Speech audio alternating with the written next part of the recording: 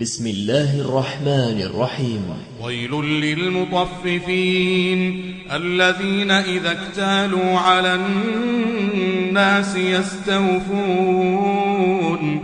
وإذا كالوهم أو وزنوهم يخسرون ألا يظن أولئك أنهم مبعوثون ليوم عظيم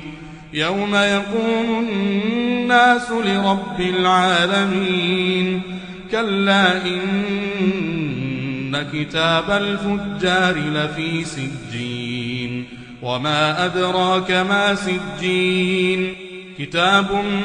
مرقوم ويل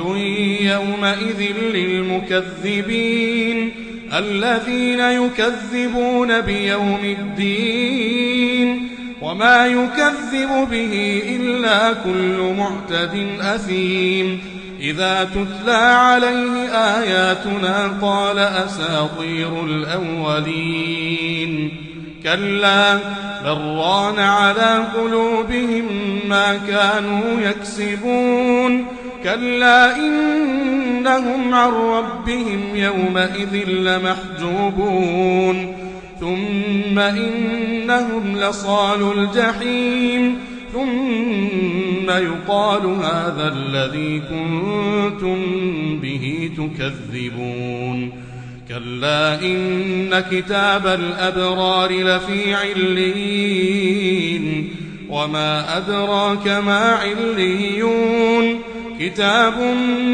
مرقوم يشهده المقربون إن الأبرار لفي نعيم على الأرائك ينظرون تعرف في وجوههم نضرة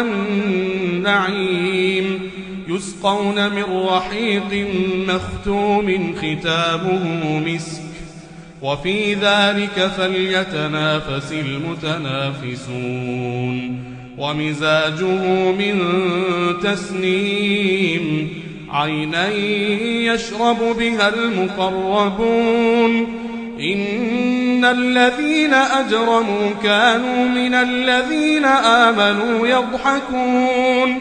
وإذا مروا بهم يتغامزون وإذا انقلبوا إلى أهلهم انقلبوا فكهين وإذا رأوهم قالوا إن هؤلاء